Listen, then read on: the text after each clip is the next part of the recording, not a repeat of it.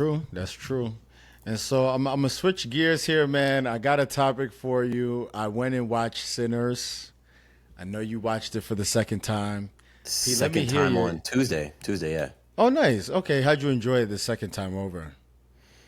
I want to hear your perspective on it first, and then I'll tell you how I enjoyed it the second time. Okay, Well, I first, want to. do Yeah, you want to give the rating before or after you say your analysis? I'm gonna give you my rating after because if I start off with my rating, it's just gonna sound like I'm hating, but I'm gonna give you my how I got to where I got. Sinners has great production.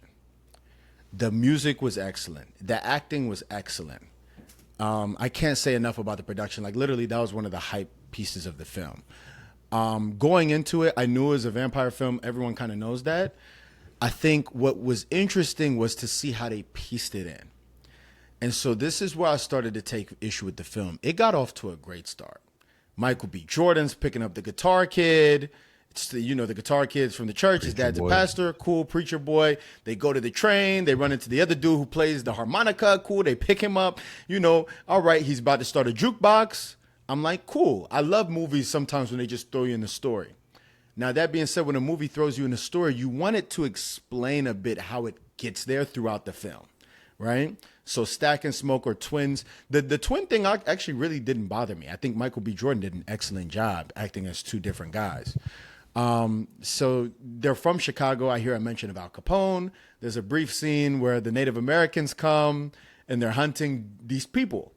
And you're like, what are they hunting them for? You see, and then it kind of clicks, oh, this is the vampire. You see the little Ku Klux Klan robe in the back. So when they get the other people to become vampires, it sort of blows up. This is where I took issue with the film. Patrick, do you know all of that shit happened in one day? Yeah, it was all a singular day. Pat, one day. Come on, y'all. What, fam? So from a storyline perspective, you're telling me that they picked up this kid because that's something that was confusing the hell out of me. You picked up this kid. You cut to a scene where you sort of meet the vampires. The vampires show up to this place. You don't even know how they got there. They just kind of show up. You feel me? And then the vampire to the club, to the music scene, everything hits literally its peak in one day. So I was very much confused because I kept thinking the storyline was going to continue in a sense. So that's piece one for me. Strike one for me when it came to the writing of the movie. Then the because of the lack of context and you're sort of thrown into the story, you're really guessing a lot about these characters. So when Michael B. Jordan, when I think it's Stack or Smoke or one of them, goes to the older lady's house who practices voodoo or whatever the hell the ritual is, I had Smoke, no yeah. idea that was his wife. I thought at first that was his mom because she literally looks 25 years older. Then they start having sex, and I'm sitting there with Jada. We're literally like, oh, that's his girl? Okay, cool. Then we get to the club. You feel me? We get to the club. You feel me? The white girl shows up. I'm like, Yep, all Mary. right. Yep, Mary shows up. And the party really does hit a peak. I mean, I love that musical scene where he's sort Oh of my shedding God. light on all the coaches. Yeah, it's the best scene in the movie, right? You understand that this kid, they're speaking through the power of music through this child. Maybe he's a young adult. And so He's about then 17, I think, right, however around old that he age. is. Right. And so then the vampires just sort of show up. And I mentioned that Native American scene specifically, Patrick, because that scene set me up to think that there was going to be a confrontation between the vampires and everyone at the party. And these people who were hunting them knew they were going to reveal the true intentions of the vampires. But Patrick, the intentions of the vampires were just to make other people vampires. And I get the symbolism Well, of no, they were maybe trying to. The yeah. intention was trying to get to Sammy. They Yes, wanted for to get Sammy. his musical gift, right? But vampires are immortal, so I'm sure they've met multiple people with musical gifts, and everybody that they did encounter, they were Immortal trying if they to don't get killed. I mean, there's a way that they can get right killed. if they don't get killed with the stake through the whatever. But what I'm trying to say is they were making everyone vampires, so the uniqueness of Sammy became a little bit watered down to me because of that. And then they didn't go into depth really explaining in my opinion, the gift that is this music that they're saying is transcendent. And I understand the themes of, yes, Satan, Lucifer played music in heaven, so he understood music, and that's what they're sort of playing with here. But I just felt like there were a lot of connection points that were not connected for me when I watched the film. And so I kind of left the theater feeling like the vampire thing was just sort of abruptly put on and then abruptly taken away. One of the last scenes is Michael B. Jordan fighting the white Ku Klux Klan guys who come back, right? And he kills as many as he can, and then he sort of ascends into heaven through that. So, and then Preacher Boy goes home. And then that's just it. And I say all this to say, in my memory, from what I know of Ryan Coogler, I've watched Creed. I've watched, what is the other series? Black Panther. So those are the films I know him for. And those are films that were written out for him. Like they were, it's a comic book, it's a series. Like it's not too hard to write those. This was the first Ryan Coogler film that I can remember that I got to see that was just fleshed out by him. And I know the inspiration that he had behind it. And I just felt a little underwhelmed about the storyline. And because I just kind of left thinking, okay, black people music, white people trying to take it, the gift, I guess, or Satan, whoever. There you go. And so that's why I gave it, when I first watched it, I gave it literally, I gave it a 6. Because I was so underwhelmed by the storyline. I think, I don't know. I feel like you may have like, I don't know. Maybe you had, I think it's because it took so long, not so long for you to watch it, but I think you heard so much about the movie. Right. And you went in expecting something else. Because the vampire piece, I watched the interview when he was talking about why he included the vampires. I forget exactly the reason why he included vampires in this movie in particular. I know he wanted to make it a horror movie, so maybe that was one of the reasons why he included the vampires. But I think everything like pieces together. Like I think the reason, like you said, the reason why they came down was to take that musical power away from Sammy. The way that they set up the juke joint for all the slaves on that plantation. I just like I love the production, I love the acting, and I love the storyline too. I think the storyline is, right, in my opinion, complete. Then could you tell me, like, if for those listening, what is Sinners really about? Like, what is it about? Sinners is about two twins who grew up slaves and ended up leaving. That. Yeah, they grew up on a plantation, right? And they tell the story. I believe they went to Chicago. They worked under Al Capone. I heard that. Well, yeah, Smoke or Stack. Their dad ended up hurting one of them real bad, and I don't take me word for word, but I believe he ended up killing his father or doing something like hurting his father bad too. So when that happened, and to clarify, this is implied in the movie. Like it's you not. Said what? No, he tells a story. Really? He tells a story. Do you remember the scene where? Yeah. They talk about their pops. Yeah. I know that, but they don't really define whether he killed. Oh wait, no. I think you're right. I think you're right. They did mention. I forget because I don't know why my memory of movies is so shot. But they were telling that story about what happened with them and their dad, and that ended up leading them to go to the other plantation. But then as they grew up, they ended up leaving to go to Chicago to work under Capone. Then when they came back, everybody knew the twins. Like you remember when he shot them niggas in the in front of the store. I need a sequel. I need a sequel that gives me the backstory, and because that's dialogue. That is all dialogue. There is no scene where we see Stack and Smoke as kids being raised by the mother of the white girl and the dad did the abuse, and then they ended up killing them, and then they're in Chicago, work for Al Capone. This is just dialogue. So I'm sitting here just like, all right, that sounds cool. But that's like the point of storyline sometimes. Sometimes storylines are like so subtle that you just piece it together and then that's what I'm saying. Like, see, look at it. You were like, I need a sequel now.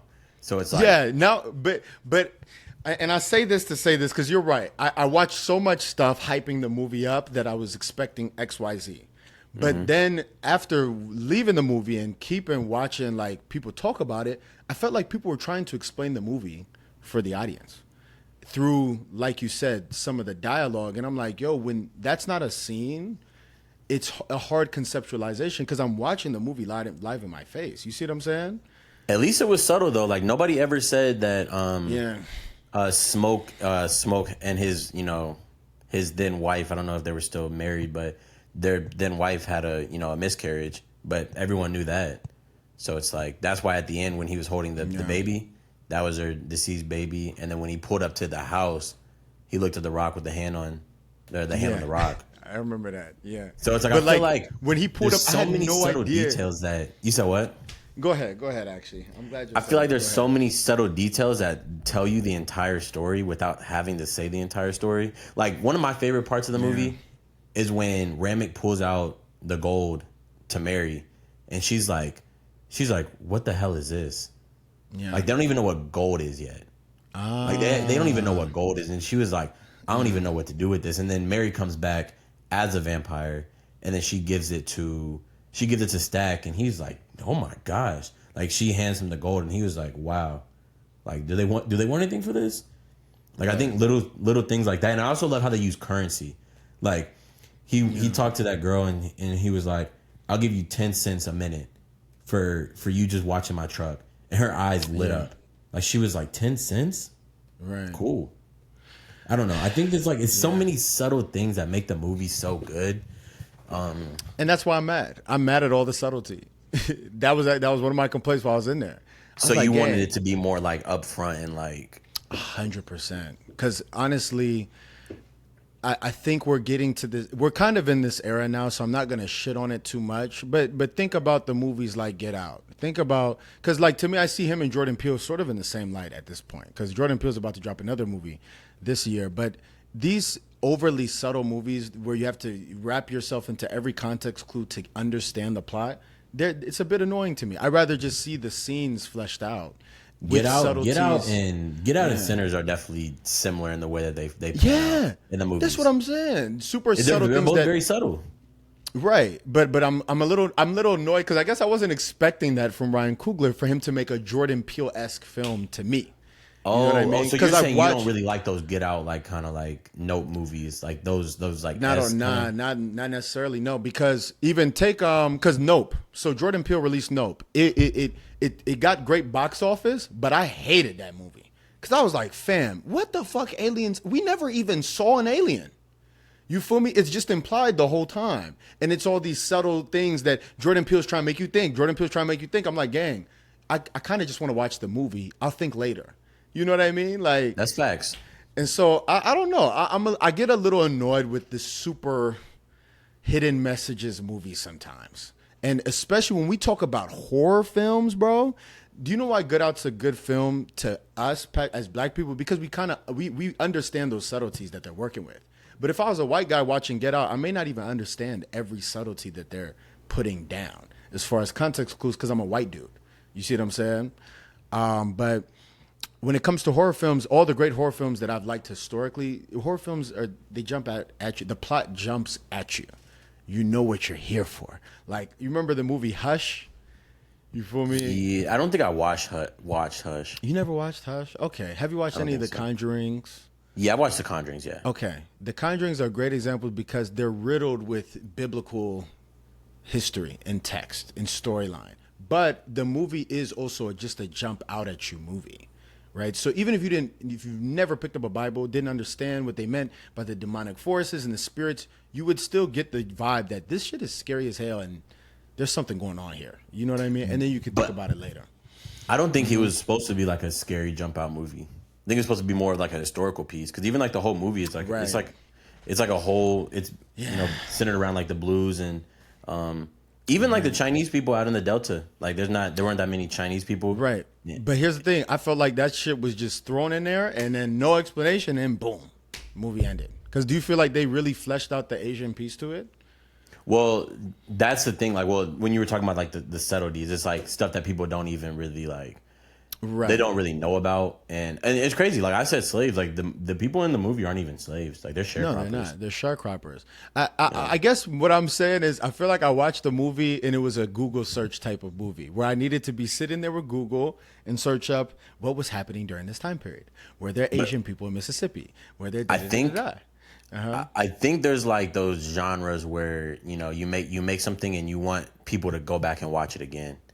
Because I don't know if movies are meant to be watched twice. I love watching movies twice. I don't know if that's like the natural progression, Yeah. like why a movie's made, but I like movies like that are deeper to understand rather than just one watch. Or the more you watch it, the more you get and the more you understand.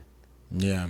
Okay. I don't know, but I guess it's just That's like a fair. preference thing. I think that's what it really boils down to. Because I know there's Yeah. people that don't like Sinners too, and they probably just like it's probably just because of like you said the subtleties and shit.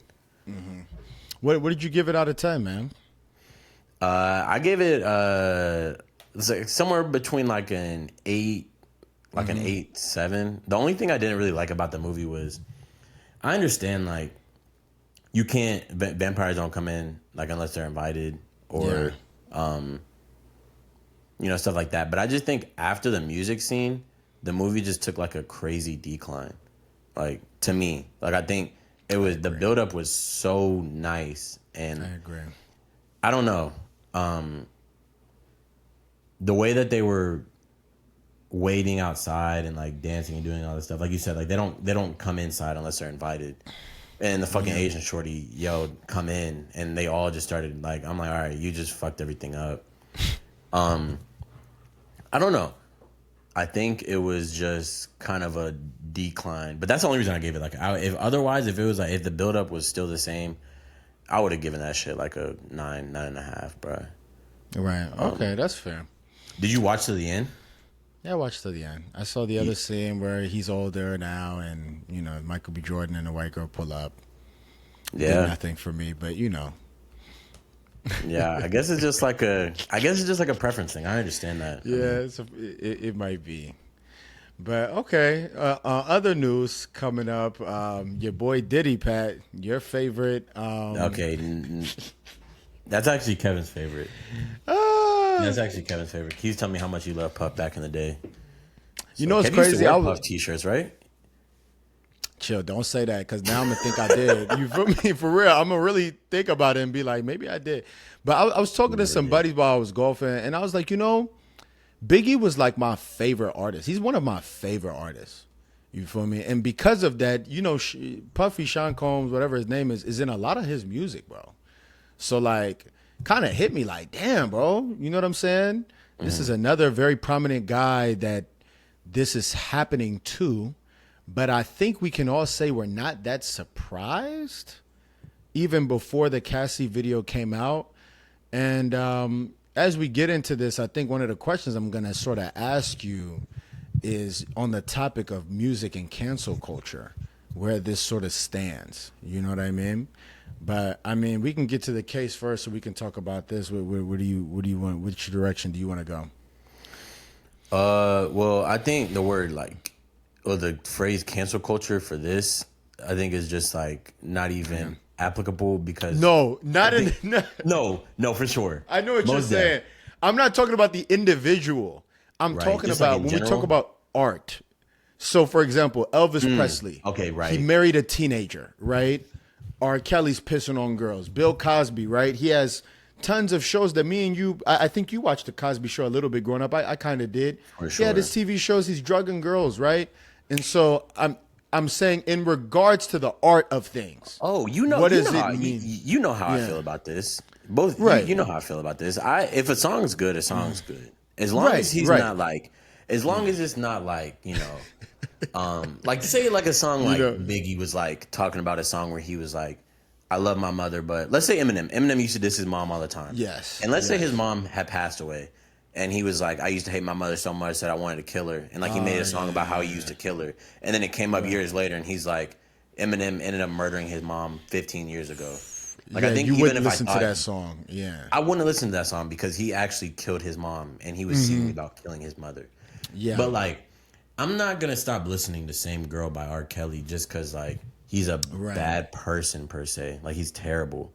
I never listened to Puff songs. Like I never really. I listen to Suicidal Thoughts, and he's in the song doing the ad libs and shit. Big Papa, he's in that song. That's one of my favorites all time. Right. I think you can. There's a lot of people who don't even do bad things that you like their music, but you don't really like them as a person. Yeah. I don't think you have to expel the whole thing.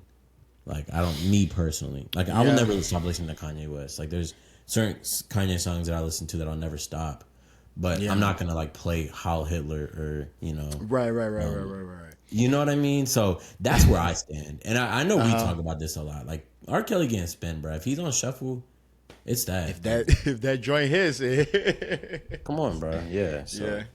Okay, fair. That's just I guess where I was curious to hear your thoughts, but you feel the same way too, right?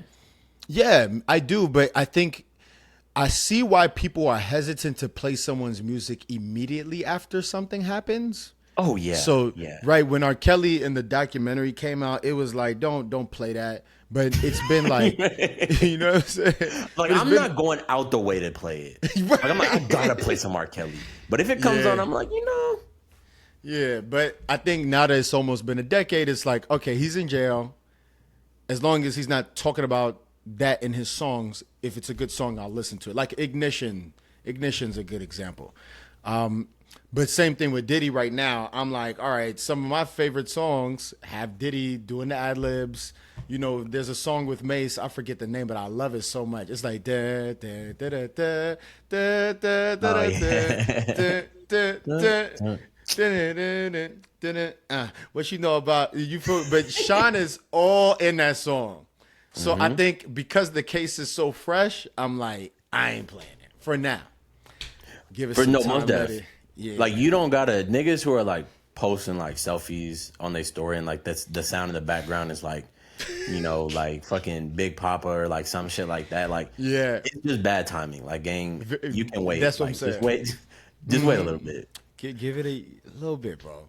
But on the case, I think it's I don't even know what is it. Day 10, day 8, 9. Bro, I don't know. I really stopped following that shit just because like I know he did everything they say he did, and it's like I don't know. Like I don't know, bro. So he's what a do you think? Weird guy. He is. I think though, like the broader conversation to me is just like because he's being brought up under a RICO indictment with no real co-defendants. The people who would be co-defendants have immunity deals.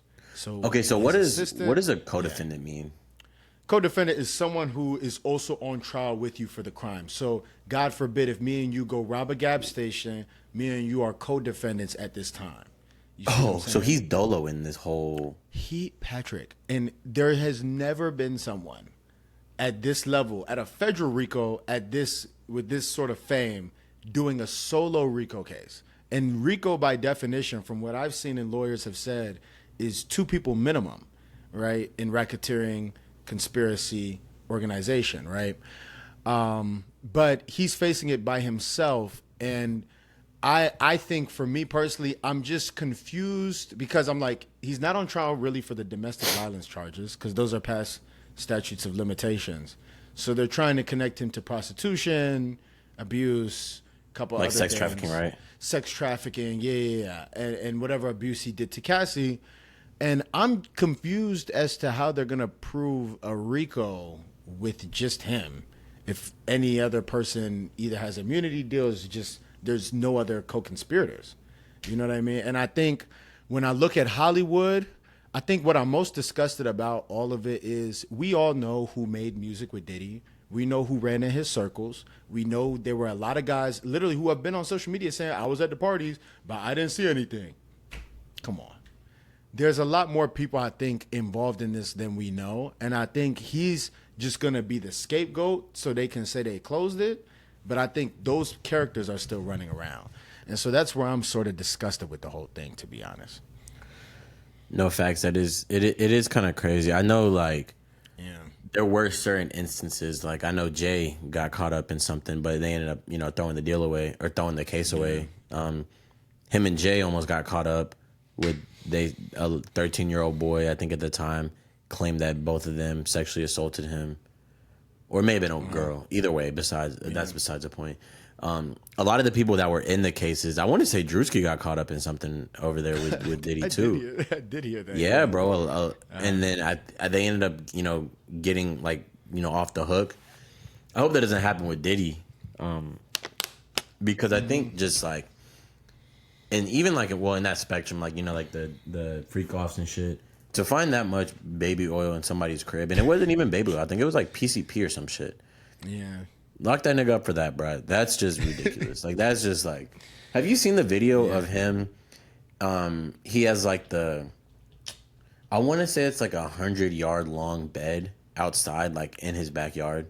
Like, I'm telling you, like, I'm gonna see if I can like pan like a clip of the bed, but nigga, it's like it's literally like a football field sized bed outside with nightstands. There are nightstands. It's like a giant bed outside, and for that I'm saying let's lock him up right there. 100-yard bed. Yeah, he's the freakiest dude I've actually ever heard in history. For real, he not even like Diddy's not even on the like I gotta be doing it. He's like, I'm cool just watching. He's like, I want y'all to just pull up. Like, bro, I've never heard of that, to be honest. Like, I've heard of a cuck hold and stuff, but not someone who is like a repeat offender. Like, is 24/7 with you. And then the fact that he has designated a new name, freak off, to like a whole, he's invented his own orgy in a sense. Like, I've just never heard of anyone this freaky in my life. And I feel like there's some pretty freaky characters out here, but I've never seen anything like it. I mean, you get so desensitized out there. I mean, it depends on how desensitized it is. I think that nothing amazing, but the thing that always amazes me about stuff like this, it's, and here I gotta tell you that before I work at 3, so I gotta go at 2:30. Okay, bet. So, but yeah, I just want to let you know that. But the thing that amazes me about stuff like this, 4 or 5 years ago, or let's say 6, 7, LeBron got on IG Live and he's like, there's no party like a Diddy party, and everybody's like, oh, bro, you're right. Like, everybody, it was no like. There was no connotations to having a Diddy party at that time, and then like I used to joke about it all the time. Yeah, go ahead. Like people like that was like the thing. Like, there was a commercial I think about, like a Super Bowl commercial talking about like how great Diddy parties were, and there was like a whole bunch of celebrities on the commercial, something like that. And then like I was listening to the Big Sean song with Pharrell and Big Sean, like 2011. The chorus goes, I'm trying to stack it till I can't no more. I'm talking Donald Trump level. Like, there's so many Donald Trump bars rappers used to use, like what is it, The Secret Apprentice, or like The Apprenticeship or whatever the show he had. Like, that was like a banger, when he was doing TV. And it's amazing how these people get praised and certain stuff that they done. Like R. Kelly even, like, he went on trial, peed on the girl, he got off, and everybody was like, oh, no worry about it. It's crazy that when it comes to like a certain light, that's when people start to care, and that's when it becomes a thing. Like, like, bro, I knew this all along. Like, no, you didn't. You said you wanted to have a Diddy party back in 2015, and there was nothing wrong with it. Like, y'all didn't care when R. Kelly got off peeing on that girl the that first one time. Yeah, and then Donald Trump gets into office, and everybody's like, oh, he's a terrible person. Now that nigga's been a terrible person since the 90s, bro. We don't gotta put him in office to realize that he's not that. That's what amazes me about this stuff. It's like these people walk away, or like now they're like you said, they go to the party and they're like, I didn't see nothing. Or you know what I'm saying? Bro? Like, we've known these people were like this, bro. It's just like the celebrity facade that they put on and that they get to use to their advantage. It's kind of, like you said, disgusting. I don't really like to use that word that much, but it's kind of nasty,